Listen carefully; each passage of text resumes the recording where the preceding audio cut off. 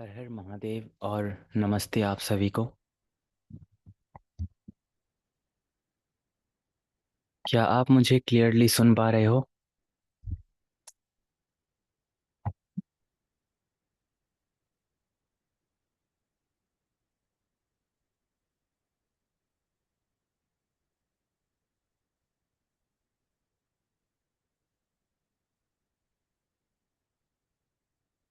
Delay के लिए माफ़ी चाहता हूँ।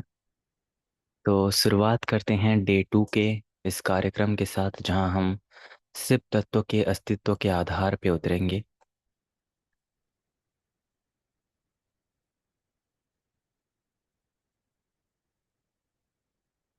जब शिव शब्द उच्चारित होता है, मानव मन वही करता है जो वो सदियों से करता आया है।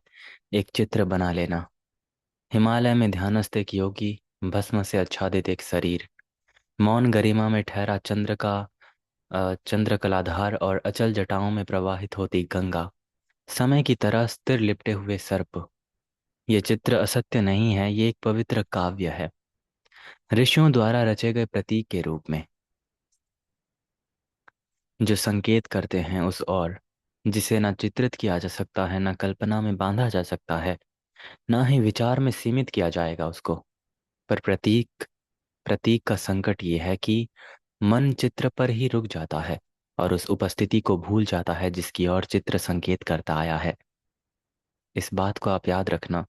जब आप जब आपका मन चित्र पर ही रुक जाएगा, तो उस उपस्थिति को वो भूल जाएगा जिसके चारों ओर वो चित्र संकेत कर रहा होगा।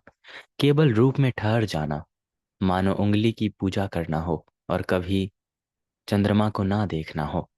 एक छवि है बुद्धिज्म में, मैंने बहुत बार इसको मेंशन किया था, कि एक उंगली है जो चांद की ओर इशारा कर रही है। जब आप उस उंगली की ओर देखते रहोगे, ध्यानस्थ रहोगे, तो आप चंद्रमा रूपी उस शीतल अनुभूति को महसूस नहीं कर पाओगे। रूप से पूर्व का शिव। अंतर मार्ग के ऋषियों ने शिव को केवल देवताओं में एक देव नहीं कहा, उन्होंने कुछ और भी कहा था, इतना विराट कि साधारण धर्म भी उसके सामने मौन हो जाए। उन्होंने शिव को कहा कि वो जो अस्तित्व के प्रकट होने से पहले मौजूद है, वो जो अस्तित्व के लय होने पर भी शेष रहता है, पहले तारों पहले तारे के जलने से पूर्व, समय की अदृश्य चाल शुरू होने से पहले, पदार्थ के आकाश गंगाओं में संगठित होने से पहले।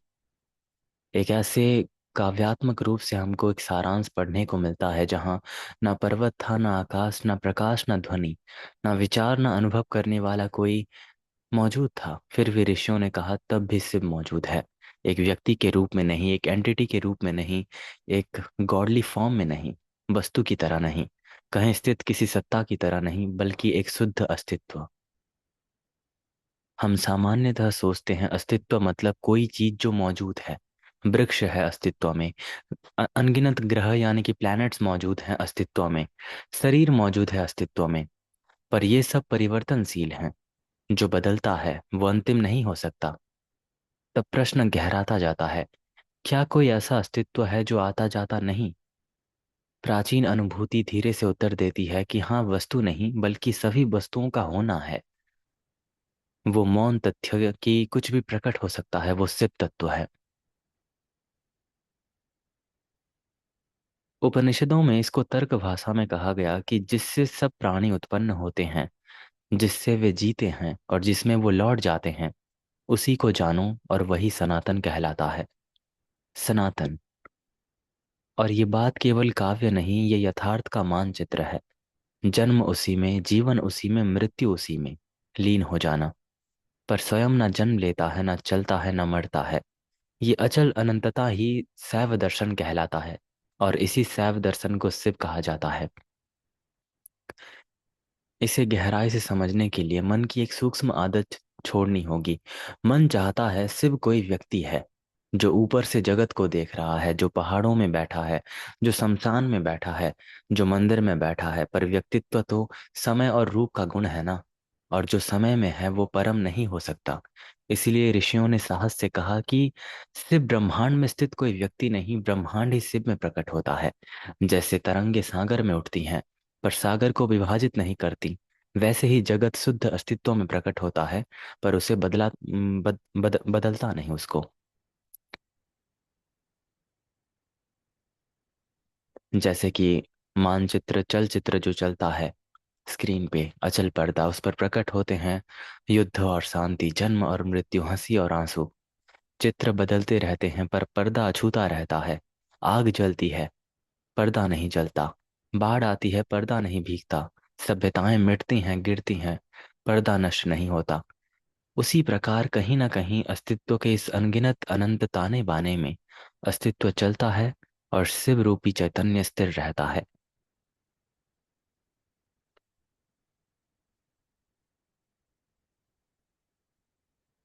विज्ञान के अनुसार तारे जन्म लेते हैं, जलते हैं, अत्यंत रूप से बुझ भी जाते हैं। एक दिन आकाश गंगाएं भी अकल्पनीय मौन में विलीन हो जाएंगी। पर हमारा सैप दृष्टि पूछता है, जब अंतिम तारा भी बुझ जाएगा, क्या अस्तित्व स्वयं समाप्त हो जाएगा, या फिर कोई मौन निराकार उपस्थिति शेष रहेगी, जिसमें यहाँ तक कि शून्यता भी जीने लायक जानी जाएगी। यही कालातीत है, न- नीरव विषय जानना। जब हम कहते हैं कि शिव अस्तित्व की संभावना हो सकते हैं, मतलब शिव अस्तित्व की संभावना है, तो इसका अर्थ ये है कि कोई भी प्रकट नहीं हो सकता जब तक ये मौन आधार पहले से मौजूद ना हो। जैसे तरंग बिना सागर नहीं, वैसे अनुभव बिना शुद्ध चैतन्य अस्तित्व अस्तित्व में नहीं हो सकता। शिव अनेकों में एक वस्तु नहीं, शिव वो है जिसमें अनेकों का प्रकट होना संभव होता है। पहले ये सब दूर दार्शनिक अमूर्त लगता है, पर धीरे धीरे एक एक अतरंग प्रकाश जागता है। यदि शिव शुद्ध अस्तित्व है और मैं भी निसंदेह हूं, तो प्रश्न अनिवार्य उठता है, क्या मेरे भीतर का होना ब्रह्मांड के होने से भिन्न नहीं है? यही प्रश्न एक द्वार कहलाता है, जहां शिव तत्व मौन रूप से शिवोहम में बदलती जाती है। और इसी चीज को आज रात्रि हमें अपने भीतर ठहरने देना है कि समय की प्रथम श्वास से पूर्व वो है, तारों की अंतिम प्रतिध्वनि से बाद वो है, प्रत्येक क्षण के हृदय में वो है, ना दूर ना अन्य ना बनने वाला, केवल मौन अस्तित्व।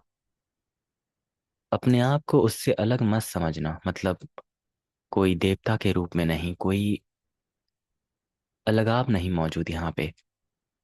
और इस चीज को हम और डेप्थ में समझते जाएंगे हमारे सेकंड पार्ट में, the difference between God and ground. इस विषय को जरा अच्छे से समझना आप।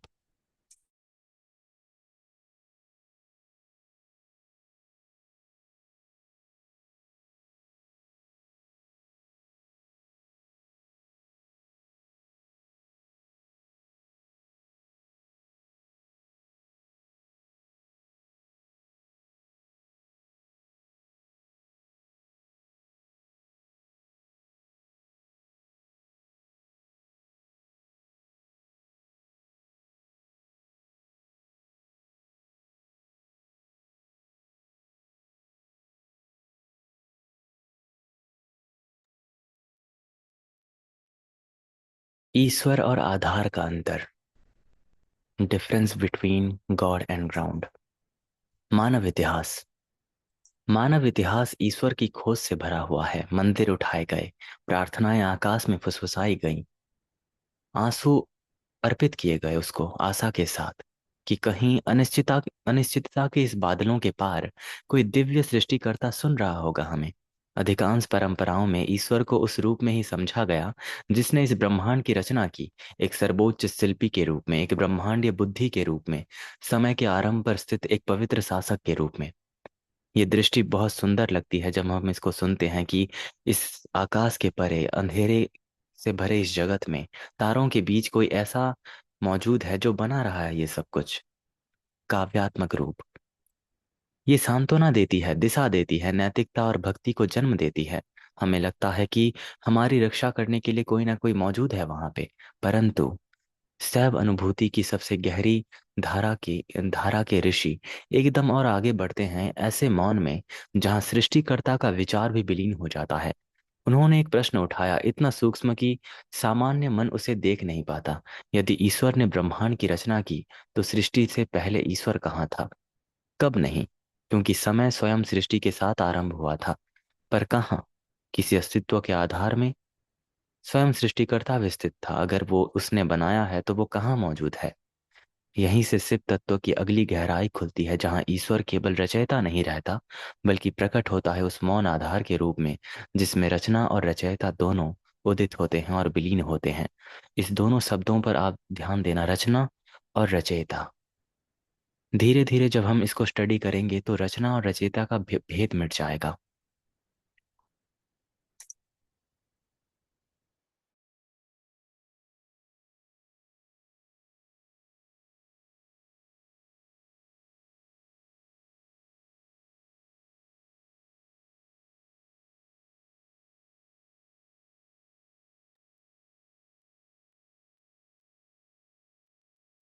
यही समझ भीतर की ओर मुड़ती है। सृष्टिकर्ता होना भी एक भूमिका है ना।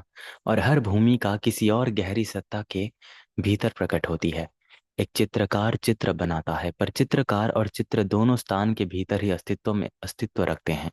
एक स्वप्न दृष्टा स्वप्न रचता है, पर स्वप्न दृष्टा और स्वप्न दोनों चेतना के भीतर ही होते हैं। इसी प्रकार उपनिषदों ने, शास्त्रों ने, वेदों ने इस चीज को अलग रूप में समझाया। यदि ईश्वर केवल सृष्टि करता है, तो सृष्टिकर्ता और सृष्टि दोनों किसी और अधिक मूलभूत पदार्थ यथार्थ के रूप में उदित हो रहे होंगे। इस बात को समझिए। एक चित्रकार चित्र बना रहा है, पर चित्रकार और चित्र दोनों स्थान के भीतर ही अस्तित्व रखते हैं। एक स्वप्न दृष्टा जो स्वप्न रचता है, पर स्वप्न दृष्टा और स्वप्न दोनों एक ही चेतना के भीतर मौजूद हैं। इसी प्रकार ईश्वर केवल सृष्टिकर्ता है, तो सृष्टिकर्ता और सृष्टि दोनों किसी और अधिक मूलभूत यथार्थ में उदित हो रहे होंगे। उस मूलभूत, अजन्मा, अपरिवर्तनशील सत्य को उन्होंने शिव कहा था। कोई ऐसा अस्तित्व नहीं जो केवल रचना करता है, बल्कि वो आधार जिसमें सृष्टि, पालन और संहार अनंत सागर की तरंगों की तरह उठते और विलीन होते हैं। हृदय को समझने के लिए ऋषियों ने सरल प्रतीकों का सहारा लिया। कल्पना करना एक विशाल प्रकाशमय पर्दे की। उस पर एक संपूर्ण ब्रह्मांड प्रकट होता है। सूर्य प्रकाश में विस्फोटित होते हैं, महासागर बनते हैं और सूखते हैं। सभ्यताएं, अनेक सभ्यताएं उठती और गिरती हैं। शरीर जन्म लेते हैं और धूल में लौट जाते हैं। आनंद उस पर नृत्य करता है, विषाद उस पर रोता है, प्रेम खिलता है, युद्ध चलता है। पर उस समस्त गति के बीच पर्दा स्वयं पूर्णतः अछूता रहता है। अग्नि उसे जला नहीं सकता, प्रलय उसे डुबा नहीं सकता, समय उसे वृद्ध वृद्ध नहीं कर सकता, मृत्यु उसे छू नहीं सकती। कैनवास के रूप में चित्र निरंतर बदलेगा, पर पर्दा कभी नहीं बदलेगा। उसी प्रकार ब्रह्मांड चलेगा, शिव नहीं। सृष्टि शिव के साथ घटित होने वाली घटना नहीं, वो तो शिव के भीतर स्वतः प्रकट होने वाली अभिव्यक्ति है, मैनिफेस्टेशन। पहली दृष्टि में ये केवल एक दार्शनिक परिवर्तन लगता है हमको, कि एक क्रिएटर और उसके आधार के बीच का प्रतिद्वंद। पर भीतर से ये सब कुछ बदलेगा। यदि ईश्वर केवल आपसे बाहर एक सृष्टि करता है, तो आप अलग ही रहोगे हमेशा के लिए, एक छोटा जीव जो दूरी दूरी की ओर प्रार्थना करता है, मानव और दैव्यता के बीच सदैव विभाजित रहता है। पर यदि दैव्यता स्वयं अस्तित्व का आधार है, तो अलगाव असंभव हो जाता है, क्योंकि आप भी उसी आधार में प्रकट हो रहे हो। आप शिव के बाहर खड़े होकर उन्हें देख रहे हो। आप तो अनुभव की अनंत तरंग हो, जो उनके अस्तित्व सागर में डूब रही है। यहाँ एक रहस्य खुलता है। सामान्य जीवन में जब कुछ रचा जाता है, तो रचयिता बदलता है। एक मूर्तिकार पत्थर तराशता है, श्रम लगाता है, ऊर्जा खर्च होती है, समय बीतता है। पर ऋषियों ने एक अद्भुत सत्य कहा, शिव रचते हैं पर बदलते नहीं। इसका क्या मतलब है? शिव रचते हैं पर बदलते नहीं। जैसे दर्पण हजारों चेहरों को प्रतिबिंबित करता है, पर स्वयं किसी में नहीं बदलता, वैसे ही शुद्ध अस्तित्व अनगिनत ब्रह्मांड को प्रकट होने देता है, बिना स्वयं एक तिनक परिवर्तन लाए। ये समय में घटित क्रिया नहीं, ये उपस्थिति की स्वतः उमड़ती अभिव्यक्ति है, मैनिफेस्टेशन है। शैव भाषा में अस्तित्व कोई निर्मित वस्तु नहीं, वो चेतना की एक लीला है, जो निश्चलता में सहज रूप में प्रकट हो रही है। वो श्रम करके सृष्टि नहीं करता, वो पकड़ कर पालन नहीं करता, वो निर्णय लेकर संसार नहीं करता। उसकी निश्चलता में जगत ऐसे उठते हैं जैसे दर्पण में प्रतिबिंब, और दर्पण सदा अपरिवर्तित रहता है। और जब ये सत्य केवल बौद्धिक ना रहकर मृद अनुभूति बन जाएगी आपके अंदर, तो भीतर एक शांत परिवर्तन शुरू होगा। तब ब्रह्मांड पवित्र से अलग नहीं लगेगा। श्वास, विचार और संवेदना, यहाँ तक कि भ्रम, और यहाँ तक कि आपकी खोज, सब उसी एक अस्तित्व का आधार तरंग बन जाएगा। और तब एक प्रश्न उठेगा कि दर्शन से नहीं, जीवित विस्मय से, यदि सब कुछ शिव में प्रकट हो रहा है तो मैं कहाँ पे खड़ा हूँ इसमें। और ये उत्तर आपको बौद्धिक रूप में नहीं मिलेगा, बल्कि अपने प्रत्यक्ष अनुभव के रूप में मिलेगा। जब आप आज आप सोने से पहले ट्राई करना, कुछ क्षण मौन में बैठ जाना, अपने बेड में जाने से पहले इस चीज को अनुभूत करना कि शरीर बदल रहा है, मेरा मन चल रहा है, निरंतर चल रहा है, किसी चीज को बिना कंट्रोल किए देखना। जगत, मैं जब आंख खोलता हूँ तो जगत जगत प्रकट होता है, जब मैं आंख बंद करता हूँ तो एक विशाल असीम मौन अंधकार को देखता हूँ। फिर भी कुछ ऐसा है जिसमें ये सब कुछ घट रहा है, और जो पूर्णतः स्थिर है, उसे कल्पना मत करना, उसे नाम मत देना। किसी चीज को जब आप नाम दोगे तो वो एक वस्तु बन जाएगा। केवल उस संकेत को महसूस करना एक अचल उपस्थिति के रूप में, जो इसे पूरे क्षण को धारण किए हुए है।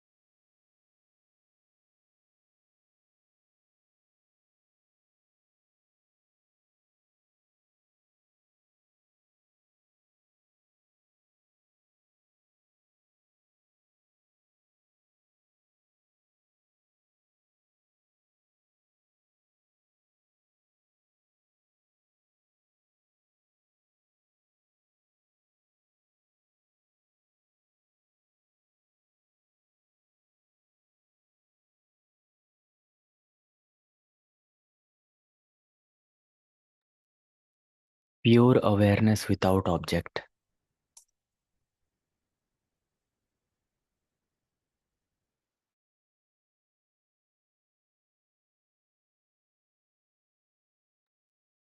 सामान्य जीवन में हमारी चेतना सदा किसी न किसी वस्तु से जुड़ी होती है।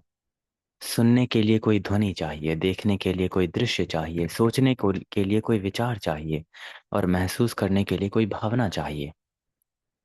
इस आदत के कारण मन ये मान लेता है कि चेतना बिना किसी विषय के अस्तित्व में नहीं रह सकता। यदि यदि हम और सूक्ष्म होकर देखें अपने सोच को, अपने सब कुछ जितना भी है, हमारा समग्र अस्तित्व, जब हम इसको सूक्ष्म कर देते हैं तो एक भिन्न रहस्य झलकने लगता है। गहरी नींद में न संसार रहता है, न शरीर का बोध होता है, न विचारों की हलचल होती है। फिर भी जागने पर हम कहते हैं कि मैं शांति से सोया। आखिर ऐसा क्यों है? ये ज्ञान से ये ज्ञान आखिर कहाँ से आया कि मैंने शांति से सोया? यदि वहां वास्तव में कुछ उपस्थित ही नहीं था, तो आखिर हमें क्या एहसास हुआ? यहीं से एक सूक्ष्म द्वार खुलता है, संकेत मिलता है कि एक ऐसा चेतना भी है जो किसी विषय पर निर्भर नहीं रहता। एक मौन उपस्थिति जो अनुभव से लुप्त हो जाने पर भी बनी रहती है। ये निर्वस्तु जागरूकता है, ना व्यक्तिगत है, ना निर्मित है, ना परिवर्तनशील है। ये किसी भी रूप, किसी भी पूजा, किसी भी कल्पना से अधिक निकट शिव तत्व के करीब है। जब चेतना किसी वस्तु को जानती है तो जानने वाला और जाना हुआ दो प्रतीत होते हैं। पर जहाँ कोई वस्तु ही नहीं है, वहीं द्वैत भी नहीं है। वहाँ केवल स्वयं में स्थित एक जागरूकता मौजूद होती है, जो स्वयं को ही प्रकाशित करती है। ये एक ऐसा प्रकाश है जो किसी वस्तु पर पकड़कर नहीं चमकता, बल्कि अपने होने से ही सब कुछ संभव बनाता है। ऋषियों ने इसे देखने योग्य वस्तु नहीं कहा, बल्कि देखने की अमूल क्षमता कही।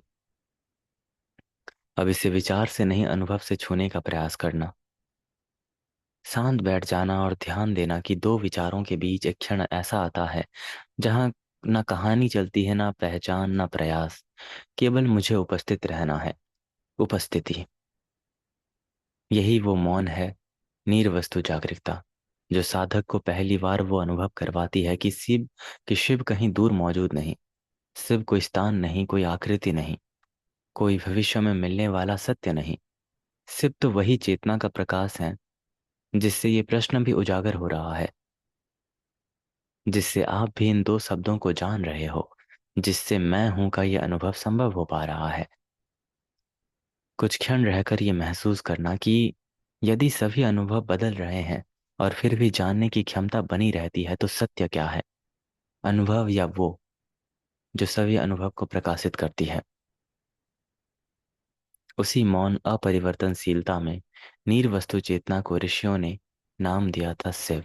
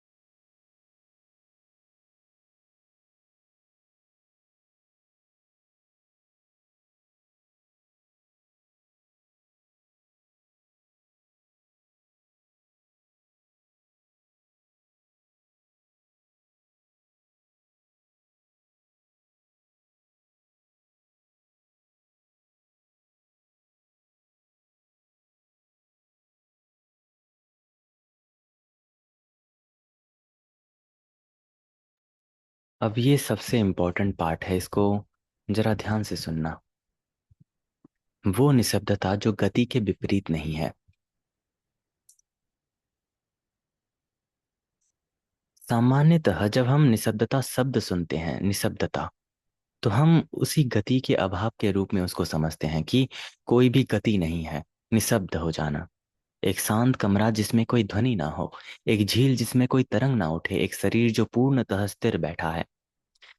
पर ऐसी निशब्दता परिवर्तनशील जगत से संबंधित है, क्योंकि वही झील जो आज शांत है वो तूफानी हो सकती है। वही कमरा जो अभी मौन है क्षण भर में शोर भी कर सकता है। इसलिए ये निशब्दता केवल एक अस्थायी अवस्था है, कोई अंतिम सत्य नहीं। पर शिव के ऋषियों ने एक भिन्न निशब्दता की बात की है, ऐसी निशब्दता जो आती जाती नहीं, जो सब कुछ गतिमान रहते हुए भी सदैव उपस्थित रहती है। समस्त गति का अचल केंद्र, अपने ही अनुभव को सूक्ष्मता से देखना, श्वास का चलना, हृदय का धड़कना, विचार बह जाना, भावनाओं का बदलना, समय का बीतना, आपके चारों ओर, आपके समाज में, आपके जीवन में समय का बीतना, संसार का निरंतर रूपांतरण होना, फिर भी कुछ अत्यंत सूक्ष्म साथ साथ उपस्थित रहता है।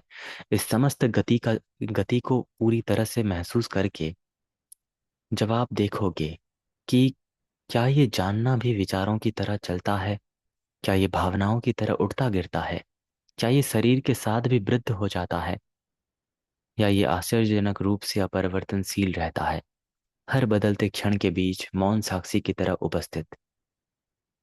बाल्यकाल से लेकर, बचपन से लेकर इस क्षण तक आपके भीतर सब कुछ बदल गया, आपका शरीर, आपकी स्मृतियां, विचार, संबंध, पहचान, सब कुछ। पर जागृत होने से की सरल अनुभूति वैसी की वैसी बनी रही।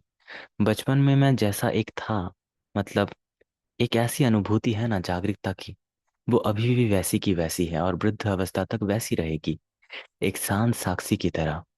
यही अचल उपस्थिति वो निशब्दता है जिसकी ओर ऋषियों ने संकेत किया था। ये गहरी निशब्दता गति का शत्रु नहीं, ये केवल तब प्रकट होने वाली चीज है, चीज नहीं, जब संसार शांत हो जाए, बल्कि ये वो पृष्ठभूमि है जिसमें हर ध्वनि घटित हो रहा है, वही आकाश है जिसमें हर गति संभव होती है, वही पर्दा है जिसमें हर अस्तित्व पूरी तरह से चलती रहती है। सैव अनुभूति में ये अचल जागरूकता केवल मनोवैज्ञानिक अवस्था नहीं है, यही तो यथार्थ का स्वभाव है। शिव को कहा गया है अचल, निष्क्रिय और शांत। अचल जो कभी नहीं चलता, निष्क्रिय यानी कि जो क्रिया से परे है, शांत यानी कि पूर्ण और निरपेक्ष शांति। तो ये तीन गुण आखिर क्या हैं? अगर शिव कोई देवता है, कोई देव है, तो अचल, निष्क्रिय और शांत क्यों कहा गया है उनको? अचलता, जो कभी नहीं चलता। निष्क्रिय, जो कोई कार्य नहीं करता। शांत, परम आनंद की एक ऐसी अवस्था। इसीलिए नहीं कि कुछ घटित होता है, बल्कि इसलिए कि जो वास्तव में है वो सब घटित होने से परे भी अस्पर्शित रहता है। सृष्टि तो नृत्य करती है, समय तो बहता है, जगत प्रकट होता है और लुप्त होता है, पर अस्तित्व का आधार पूर्णतः निःशब्द रहता है, जड़ से नहीं, रिक्त से नहीं, बल्कि मौन में, अनंत जीवंत के रूप में। मन केवल गति को जानता है, वो क्रम में सोचता है, अतीत भविष्य की तुलना करता है, परिवर्तन को मापता है। इसीलिए जब वो सुनता है, मन जब सुनता है ऐसी निशब्दता के बारे में जो गति के भीतर ही है, तो वो भ्रमित हो जाता है। क्योंकि ये निशब्दता किसी वस्तु की तरह कल्पित नहीं हो जाती, किसी लक्ष्य की तरह प्राप्त नहीं की जा सकती, किसी अनुभव की तरह पकड़ी नहीं जा सकती। कुछ ऐसे चीजें हैं हमारे जीवन में जो मन के बाहर मौजूद हैं, लेकिन हमारे अनुभव के साथ मिले हुए हैं। जैसे कि निशब्दता कोई मन की स्थिति नहीं है, ये मन की अनुपस्थिति है, और इसे केवल पहचाना जा सकता है उस रूप में जो सदैव से उपस्थित है।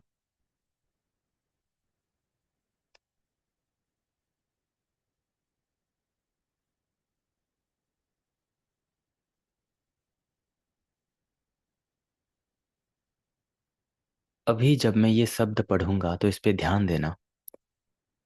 मेरे विचार चल रहे होंगे, मैं समझ कर मैं संसार को देख रहा होऊंगा, ध्यान बदल रहा होगा मेरा। पर एक सूक्ष्म तथ्य है, मुझे दिखाई देता है, जिस चेतना में ये सब कुछ हो रहा है वो पहले से ही स्थिर है। मैं कार्य कर रहा हूँ, मैं आपसे बात कर रहा हूँ, आप मेरे बातों को सुन रहे हो। हम कार्य कर रहे हैं निरंतर रूप से। इसके बाद हम सोने जाएंगे, खाना खाने जाएंगे, उसके बाद सुबह उठेंगे। लेकिन चैतन्य का क्या? चैतन्य को निःशब्दता की जरूरत नहीं, वो ऑलरेडी निःशब्दता में ही भ्रमण कर रहा होता है। बस पहचान की जरूरत होती है हमको। आइडेंटिटी को जब आप लॉस करोगे, नाम को, अपनी पहचान को, भावना, समझ, जो भी है जो हमने प्राप्त किया है, जब हम उसको गिरा देंगे, तो अपने आप ही ये शुद्ध अस्तित्व हमारे सामने आ जाएगा। यूं ही नहीं, रमन महर्षि ने कहा था कि एनलाइटमेंट यानी कि आत्मज्ञान ऑलरेडी हमारे आसपास ही मौजूद है, हमारे अंदर ही मौजूद है। बस उसको पहचान की छोटी झलक की जरूरत होती है।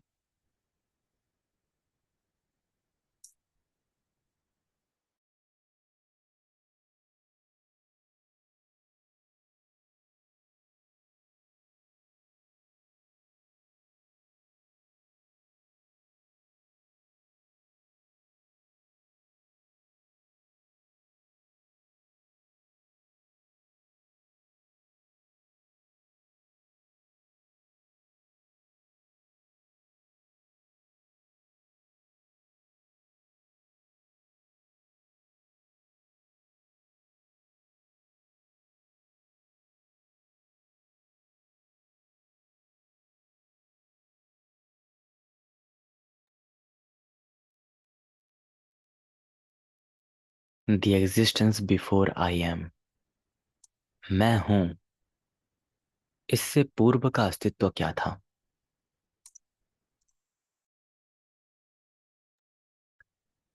हम प्रायः अनुभव करते हैं कि आध्यात्मिकता आरंभ होती है एक सरल पहचान के साथ कि मैं हूं। ये होने की अनुभूति नाम, भूमिका और कहानी से पहले पहले ही पवित्र प्रतीत होता है, पहले ही सत्य से निकट लगता है हमको। पर शिव के जो शैव दर्शन के ऋषि थे और गहराई से इस चीज को देखा, उन्होंने पूछा कि इस मैं हूं की अनुभूति का स्रोत क्या है? मतलब मैं अनुभूति की बात कर रहा हूँ। जो मैं कह रहा हूँ कि मैं अभी यहाँ उपस्थित हूँ मेरे कमरे में, आप वहाँ उपस्थित हो आपके कमरे में, ये मैं हूँ की अनुभूति। क्योंकि सूक्ष्मता से देखा जाए तो मैं हूँ का ये विचार प्रकट होता है, जाना जाता है, और फिर नींद या ध्यान भंग में लुप्त हो जाता है। जब आप सोने जाओगे तो आपको पता नहीं होगा कि आप कौन हो। अगर कोई आपके परिवार में कुछ घटित हो जाए तब भी आप नहीं जान पाओगे जब तक आपको कोई जगा ना ले। नींद में और ध्यान मग्न में ये चीज लुप्त हो जाती है। एक ऐसे टूल्स हैं ये जो पूरी तरह से इस पहचान को मिटा देते हैं। जो प्रकट होता है और मिट जाता है वो अंतिम आधार नहीं हो सकता। इसीलिए कुछ और भी सूक्ष्म आवश्यक है इस चीज के लिए। एक मौन अस्तित्व जो आत्म जागरूकता के उठने से पहले उपस्थित है, जो मन के अनुपस्थिति होने से पहले विद्यमान है, जो शब्द पहचान और मान्यता से परे मौजूद है। मैं, ना मैं ये हूँ, ना ही केवल मैं हूँ, बस शुद्ध होना, बिना किसी केंद्र के अस्तित्व के सहारे, बिना किसी व्यक्ति की उपस्थिति से। और इसी को शब्दातीत अस्तित्व ही कहा गया है।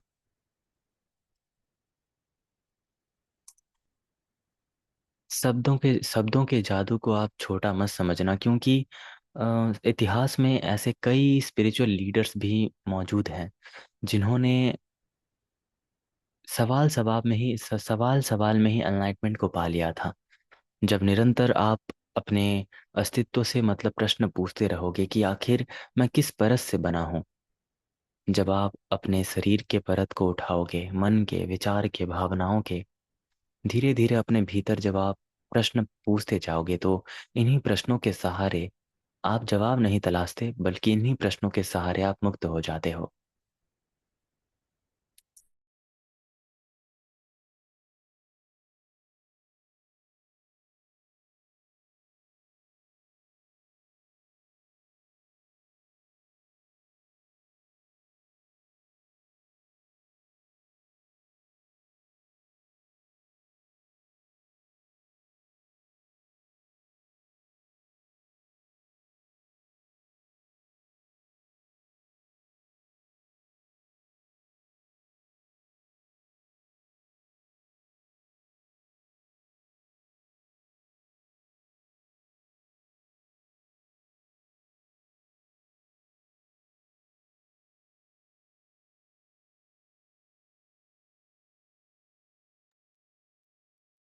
The universe as vibration in stillness.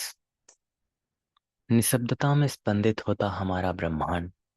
जब हम संसार को साधारण दृष्टि से देखेंगे, सब कुछ अलग अलग दिखाई देगा। शरीर और आकाश, ध्वनि और मौन, स्वयं और अन्य, सृष्टिकर्ता और सृष्टि। डुअलिज्म क्रिएट होता है यहाँ पे। इस प्रतीक के कारण हम ब्रह्मांड को मान लेते हैं मानो वो अनेक स्वतंत्र वस्तुओं का एक समूह है जो किसी रिक्त रिक्त स्थान में चल फिर रहा है। पर शैव दृष्टि के ऋषियों ने कुछ और ही सूक्ष्म देखा। उन्होंने अनुभव किया कि अस्तित्व अलग अलग वस्तुओं से बना नहीं, बल्कि एक ही जीवंत यथार्थ है जो असंख्य रूपों में स्वयं को अभिव्यक्त कर रही है। इस सूक्ष्म अभिव्यक्त को उन्होंने कहा स्पंद। जब आप कश्मीरी सैविज्म को पढ़ोगे तो आपको स्पंद का ये कॉन्सेप्ट मिलेगा। चलिए इस स्पंद को पूरी तरह से समझ लेते हैं आज। इसे समझने के लिए समुद्र की कल्पना करें। तरंग का उठना, नृत्य करना, विलीन हो जाना, कुछ कोमल, कुछ प्रचंड, कुछ सूर्य प्रकाश से चमकती तो कुछ अंधकार में खो जाती। पर एक ही तरंग कभी समुद्र से अलग नहीं हुई। उसका जन्म समुद्र में हुआ, उसकी गति समुद्र थी, उसकी लय समुद्र थी। उसी प्रकार ब्रह्मांड सिर्फ से बाहर नहीं, वो उनकी निःशब्दता के भीतर एक स्पंदन है, ऐसी गति जो अचल आधार को कभी छोड़ती नहीं। इसीलिए सृष्टि कोई अलग घटना नहीं बल्कि स्वयं अस्तित्व की धड़कन है, और इसी को स्पंद कहा जाता है। इसी कारण ऋषियों ने केवल इतना नहीं कहा कि जगत मिथ्या है, अर्थात उसका अस्तित्व ही नहीं। उन्होंने अधिक कोमल सत्य कहा कि जगत अभिव्यक्ति के रूप में वास्तविक है, पर अलगाव के रूप में अवास्तविक है। दर्पण में प्रतिबिंब की तरह दिखाई देता है, अर्थपूर्ण है, सुंदर भी है, पर दर्पण से स्वतंत्र कभी नहीं है। इसी प्रकार पर्वत, शरीर, आकाश, विचार, तारे नकारे नहीं जाते, उन्हें पुनः देखा जाता है। एक ही अविभाज्य यथार्थ की गतियों के रूप में देखा जाता है।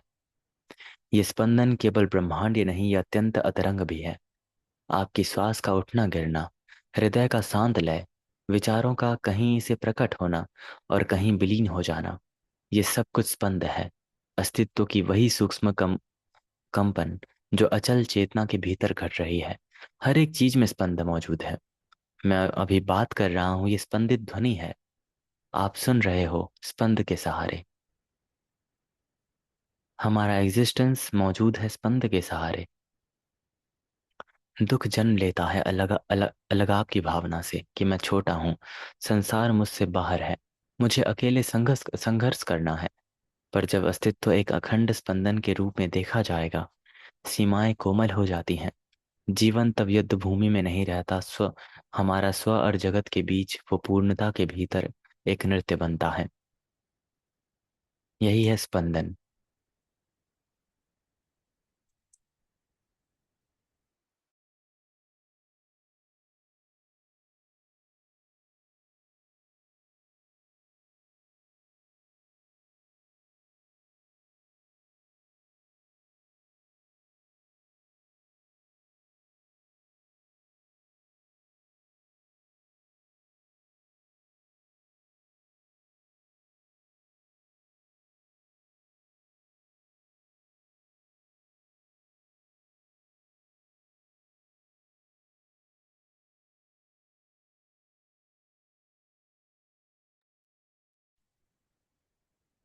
हमारा मन शिव को क्यों पकड़ नहीं सकता?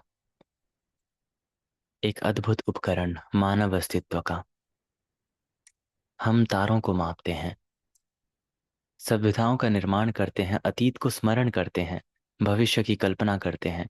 मन के माध्यम से भाषाओं का जन्म होता है, विज्ञान विकसित होता है, दर्शन अस्तित्व से प्रश्न करता है। फिर भी ये मन जो आकाश गंगाओं तक पहुंच पहुंच सकता है, अनंत के सामने असहाय हो जाता है।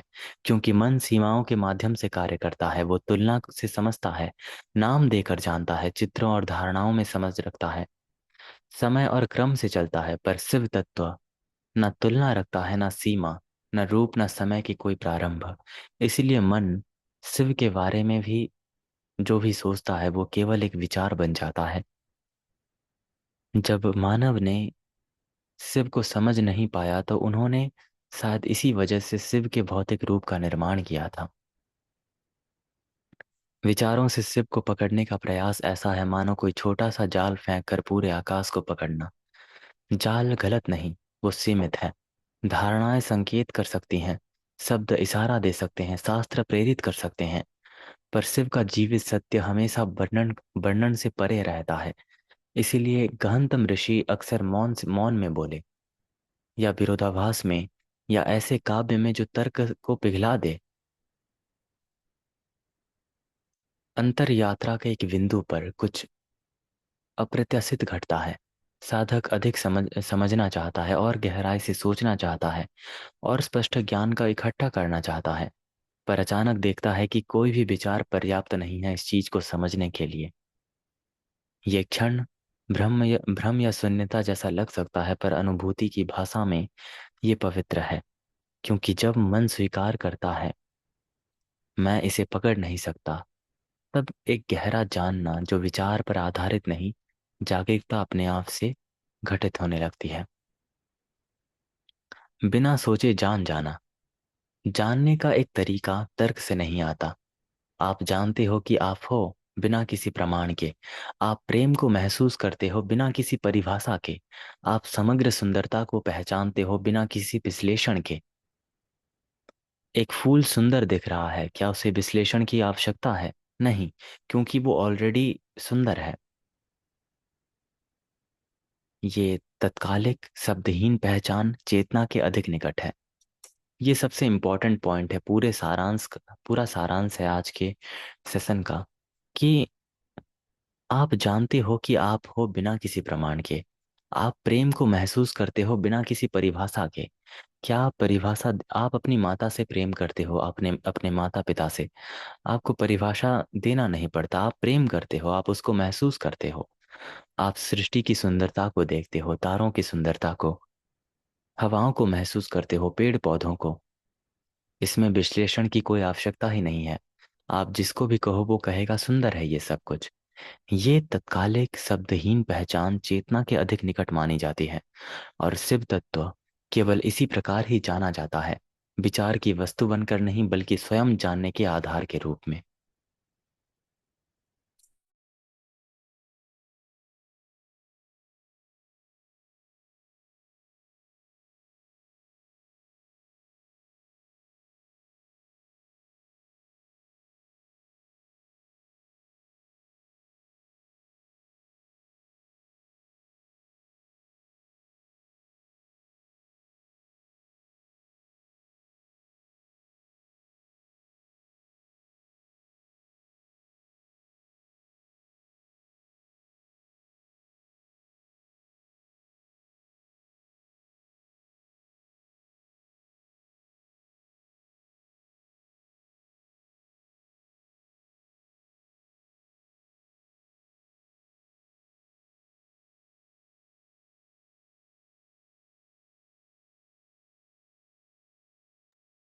किसी चीज का विश्लेषण करना सुंदरता को मतलब नहीं दर्शाता।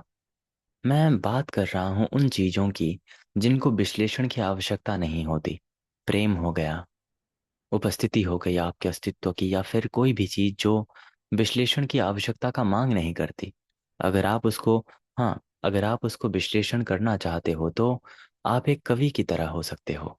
आपकी आत्मा काव्यात्मक हो सकती है। सुंदरता का विश्लेषण मन करता है, और अगर आप महसूस करते हो सुंदरता को, तो आप आत्मिक एहसास मतलब आत्मिक अनुभूति के सहारे उस चीज को प्रत्यक्ष रूप से अनुभव करते हो, और कहीं ना कहीं वो चेतना का अनुभव ही माना जाएगा। प्रत्येक अनुभव में छिपी हुई उपस्थिति, the hidden presence in every experience. जब ये सुना जाता है कि मन शिव को पकड़ नहीं सकता, तो एक सूक्ष्म भ्रम जन्म ले सकता है कि शिव बहुत दूर होंगे, कोई दूरस्थ प्रथम परम सत्य जो ब्रह्मांड के पार छिपा है, और जिसे केवल दुर्लभ ज्ञान देव ही से ही जान पाया जा सकता है। कोई कठोर तपस्या कर लो, मंत्र जाप कर लो, बहुत विधियां हैं, पर ऋषियों ने साधक को धीरे से वापस मोड़ दिया कि तत्काल अनुभव की सरलता की ओर। उन्होंने एक आश्चर्यजनक सत्य प्रकट किया कि जिसे तुम खोज रहे हो वो पहले से ही उपस्थित है, तुम्हारे जीवन के हर एक क्षण में। वस्तु के रूप में नहीं, किसी दृश्य या चमत्कार के रूप में नहीं, बल्कि उस मौन उपस्थिति के रूप में जिसके कारण कोई भी अनुभव संभव हो पाता है। अपने दिन को ध्यान से देखना। सुबह के विचार आते जाते हैं, भावनाओं का उठना गिरना, आपके जीवन की परिस्थितियों का बदलना। लोग मिलते और बिछड़ जाते हैं, यहाँ तक कि शरीर भी समय के साथ रूपांतरित होता है। सब कुछ चलता रहता है, मानो अनंत आकाश में बादलों का प्रवाह। फिर भी एक तत्व तो ऐसा होता है जो सदा समान रहता है, बाल्यकाल से लेकर इस क्षण तक। जो मैंने पहले बोला, जागृत जागृत होने का एक सरल तथ्य। ये जागृतता उपस्थिति थी जब आप प्रसन्न थे, जब आप उलझन में थे, जब आप स्वप्न देख रहे थे, यहाँ तक कि जब स्वयं को खोया हुआ महसूस कर रहे थे। अनुभव अनंत बार बदले, पर उन्होंने उनको जानने वाली उपस्थिति कभी नहीं बदली। वही अपरिवर्तनशील पृष्ठभूमि शिव तत्व को समझने का सबसे निकट द्वार है। मंदिरों में नहीं, देखने की क्रिया में छिपा एक अदृश्य तरंग। क्योंकि ये उपस्थिति अत्यंत साधारण है, मन इसे अनदेखा कर देता है। हम पवित्रता को खोजते हैं, पर्वतों में खोजते हैं, तीर्थ यात्राओं में खोजते हैं, धामों में खोजते हैं, अनुष्ठान में, दर्शनों में, मंदिरों में, विशेष ध्यान अवस्थाओं में खोजते हैं पवित्रता को। ये सब सुंदर और अर्थपूर्ण हो सकते हैं, पर ऋषियों ने एक और शांत सत्य कहा कि जिसे तुम पवित्र स्थलों में खोजते हो वो वही जागरूकता है जिससे तुम खोज रहे हो। सिर्फ दूरी में छिपे नहीं हैं, वे स्पष्टता में छिपे हैं, इतने निकट कि खोजता हुआ मन उन्हें बार बार खो देता है। जब आप मंच पर नाटक देखते हो, ध्यान जाता है कलाकारों पर, उनके संवादों पर, उनकी भावनाओं और गतियों पर ध्यान जाता है। बहुत कम ध्यान जाता है मंच के उस खाली स्थान पर, जबकि उसी के बिना कोई नाटक ही नहीं हो सकता, उस स्थान के बिना। उसी प्रकार विचार, भावनाएं और अनुभूतियां लगातार चलने वाले पात्रों की तरह हैं। क्योंकि ये उपस्थिति सदा यहाँ है, इसीलिए अनुभूति कहीं और पहुंचने के बारे में नहीं है। ये केवल एक कोमल परिवर्तन है, अनुभव में खोए रहने से उस उपस्थिति को पहचानने तक जिसमें समस्त अनुभव घटते रहते हैं।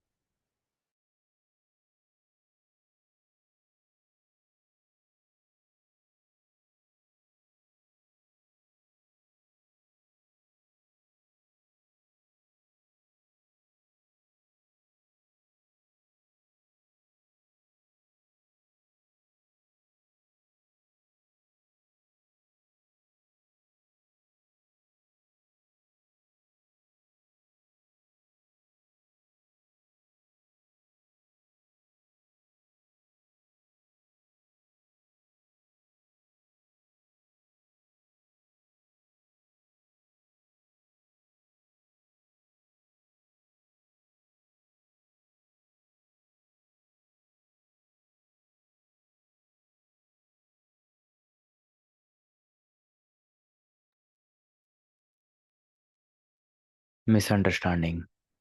पहला भ्रम जिसे छोड़ना आवश्यक है। अब से तत्व को प्रत्यक्ष रूप से अनुभव करने की यात्रा आज के इस अंतिम भाग से शुरू होती है। इस चीज को आप ध्यान रख के फॉलो करना, और आज के बाद जो भी मतलब सेशन रहेंगे वो बिल्कुल इसी चीज पे आधारित होंगे। पहला भ्रम जिसे छोड़ना आवश्यक है। जब साधक शिव तत्वों के बारे में सुनना शुरू करता है तो भीतर एक शांत आशा जन्म लेती है कि एक दिन प्रयास, ध्यान या कृपा से मैं उस परम सत्य को प्राप्त कर लूंगा एक दिन। मतलब कहीं ना कहीं एक सोच ऐसी तो होगी ना आपकी कि कभी एक ऐसा समय आएगा मेरे जीवन में, एक दिन ऐसा आएगा जब मैं जागृत बन जाऊंगा, एक दिन ऐसा आएगा जब मैं मुक्त हो जाऊंगा, एक दिन ऐसा आएगा जब मैं एनलाइटमेंट को करीब से फील कर पाऊंगा। एक प्रॉब्लम इसी एक दिन में है कि आपने इसमें एक दिन लगा दिया। ये आशा पवित्र प्रतीत होती है, पर इसके भीतर ही पहला सूक्ष्म भ्रम छिपा होता है, क्योंकि प्राप्ति का विचार समय से संबंधित है। मैं प्राप्त करूंगा, यहाँ समय समय आपको बांध लेता है।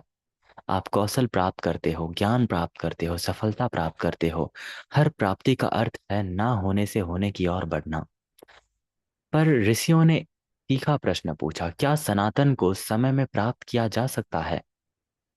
यदि शिव वास्तव में अस्तित्व का कालातीत आधार है तो वे अचानक किसी नई उपलब्धि की तरह प्रकट नहीं हो सकते। जो शाश्वत है उसे पाया नहीं जाता, केवल पहचाना जाता है। अगर आप पाना चाहते हो तो वो समय से संबंधित है। अगर आप पाना नहीं चाहते, पहचानना चाहते हो इसी पल, तो आप समय से नहीं बंधे। इसको और डीपली ऑब्जर्व करते हैं, ये उलझन से भरा है, लेकिन यही ज्ञान समग्र शिव तत्वों का आधार है। प्राप्ति की भावना, किसी चीज को पाने की, गुप्त रूप से ये मान लेती है कि शिव कहीं दूर मौजूद है, वर्तमान क्षण से कहीं परे मौजूद है, किसी अज्ञात स्थान पे मौजूद है। तब साधक संघर्ष करता है, प्रतीक्षा करता है, भविष्य में होने वाली अनुभूति की आशा करता है कि मैं स्पिरिचुअली फील करूंगा अनेक चीजों को। पर यही भविष्य की ओर गति दूरी का भ्रम रच देती है। ये वैसा है जैसे कोई हर जगह खोजता है, फिर उस हार को जो पहले से ही उसकी अपनी हार को मतलब ऑर्नामेंट्स उसकी गर्दन में पड़ी है। खोज खोज सच्ची लगती है, पर दूरी केवल कल्पना थी। तो सैव ज्ञान यानी कि शिव को प्राप्त करना प्राप्ति की नहीं बल्कि पहचान, प्रत्यभिज्ञा की बात कर रहा है यहाँ पे। प्रत्यभिज्ञा का मतलब है पहचान। पहचान पाने से भिन्न होती है। जब आप किसी परिचित चेहरे को पहचानते हो, आप उसे बनाते नहीं, बस देखते हो, बिना कि वो पहले से मौजूद था। उसी प्रकार शिव का बोध कुछ नया बनना नहीं, ये तो शांत देखना है कि अस्तित्व का आधार आपके जीवन के एक ही क्षण में कभी अनुपस्थिति नहीं था।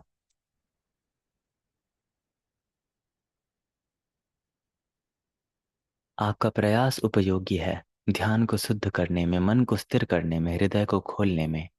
पर प्रयास हमेशा किसी भविष्य परिणाम की ओर चलता है, और कालातीत सत्य भविष्य में कभी नहीं मिलता। वो केवल सदैव उपस्थित अभी है। जब ये भ्रम गिरता है तो भीतर कुछ ढीला पड़ने लगता है। मार्ग अपूर्णता की ओर से तनावपूर्ण चढ़ाई नहीं रहता, वो देखने में एक शांत प्रस्फुटन बन जाता है। ध्यान का स्वाद बदलता है, जिज्ञासा कोमल होती है और मौन मौन अधिक निकट लगती है। अब आगे बढ़ते हैं आखिरी पार्ट की ओर।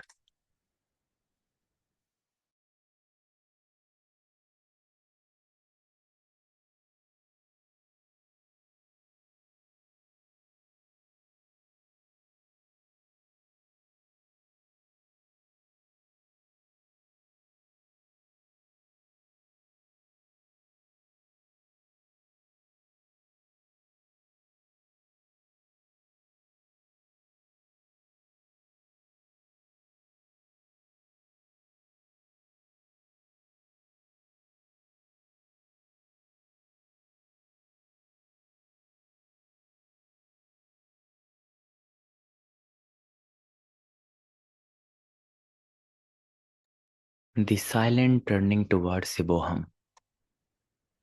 जिज्ञासा, निःशब्दता, जागरूकता, स्पंदन और प्राप्ति के त्याग के गुजरने के बाद भीतर कुछ अत्यंत सूक्ष्म घटने लगेगा। ना कोई नाटकीय परिवर्तन, ना बाहरी रहस्यपूर्ण चमत्कार, इतना शांत कि बाहरी दृष्टि उसे देख ना सके। पर भीतर पहचान की दिशा धीरे धीरे बदलने लगती है। मार्ग के आरंभ में सिर्फ दूर प्रतीत होते हैं। पूजने योग्य कोई देवता, प्राप्त करने योग्य कोई सत्य, पहुंचने योग्य कोई शिखर। साधक यहाँ खड़ा था, शिव वहां है। बीच में प्रयास, समय, साधना, आकांक्षा मौजूद है। पर जैसे जैसे समझ आपकी गहरी होती जाएगी, ये दूरी भीतर की दृष्टि में उष्मा देगी, धुंध की तरह पतली होने लगती है, क्योंकि हर खोज एक ही मौन तथ्य की ओर संकेत करती है।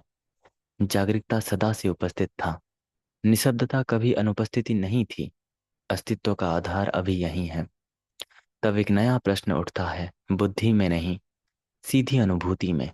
यदि शिव मेरे अस्तित्व का ही आधार है, तो मैं उनमें तो मैं तो मैं उनसे वास्तव में अलग कैसे हो सकता हूँ?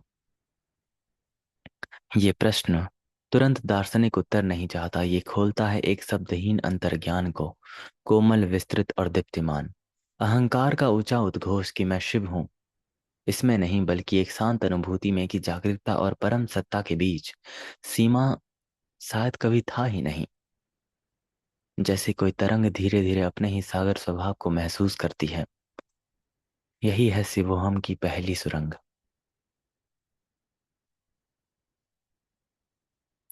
ये स्पष्ट देखना आवश्यक है कि ये दो वस्तुओं को मिलन मानता है, ये पहले दो थे। शैव ज्ञान कहता है सदैव केवल एक ही यथार्थ था, जो अनेक रूप में प्रकट हो रहा था। इसीलिए शिवोहम का अर्थ नहीं कि दैवीय बन जाना, ईश्वर में विलीन हो जाना, या कोई रहस्यमय अवस्था को प्राप्त कर लेना। ये तो केवल इतना ही शांत पहचान था कि जिस जागरूकता को मैं स्वयं को जानता हूँ, वो अस्तित्व के आधार से भिन्न नहीं था। कभी भी आप मतलब ये मत समझना कि एनलाइटमेंट या जागरूकता का मतलब किसी रहस्यमय अवस्था को प्राप्त कर लूंगा या मैं कुछ बन जाऊंगा। बिल्कुल नहीं। सूर्य की किरणें बन जाना, चंद्रमा की शीतल रोशनी बन जाना, भूमंडल में तैरने वाली सुंदर सुगंध बन जाना, हवा बन जाना, प्रकृति बन जाना, यही आत्मज्ञान है। क्योंकि हम प्रकृति की धूल के अलावा कुछ नहीं, हमारा चैतन्य ब्रह्मांड का पदार्थ है। अहंकार को घोषणाएं प्रिय है, उपलब्धि, ज्ञानोदय और आगमन। पर शिवोहम की ओर मुड़ना लगभग निशब्द हो जाना है, क्योंकि जो जाना जा रहा है वो कभी अनुपस्थिति था ही नहीं, और जो कभी अनुपस्थिति नहीं था उसे नई उपलब्धि की तरह मनाया नहीं जा सकता। इस यात्रा के इस बिंदु पर एक भूमि तैयार हो चुकी है। हमने देख लिया है कि यथार्थ प्रश्न के योग्य है, जागरूकता स्थिर है, निःशब्दता मूल है, अलगाव अलगाव हमारा पहचान है, सनातन को पाया नहीं जा सकता। अब केवल महान गांठ शेष रहता है कि ये मैं कर्ता का भाव कौन है। आज रात सोने से पहले शांत बैठ जाना, ध्यान करने का भी प्रयास किए बिना केवल इस सरल सत्य को महसूस करना कि मैं अस्तित्व में हूँ, जागरूकता उपस्थित है, निशब्दता मेरे अंदर मौजूद है। बिना जोर जबरदस्ती के आप जब धीरे धीरे इस चीज को एक एक करके समझते जाओगे, तो ये समझ भी धीरे धीरे गायब हो जाएगी। और इसी के साथ आज का ये सेशन यहीं पे एंड होता है, जहां हमने सिर्फ तत्वों के द ग्राउंड ऑफ एग्जिस्टेंस को समझ लिया।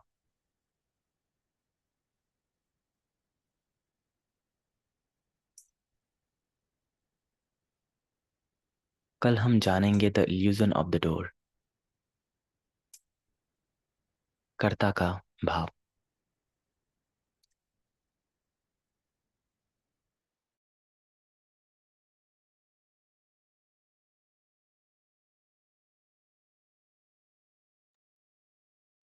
तो मैं ये उम्मीद करता हूँ कि आज का ये सेशन आपको पसंद आया होगा। मिलते हैं कल हमारे एक नए सेशन के साथ, जिसका नाम है the illusion of the door. आप सभी का मूल्यवान समय देने के लिए बहुत बहुत धन्यवाद। सभी को शुभ रात्रि और हर हर महादेव। मैं यहीं पे एंड करता हूँ।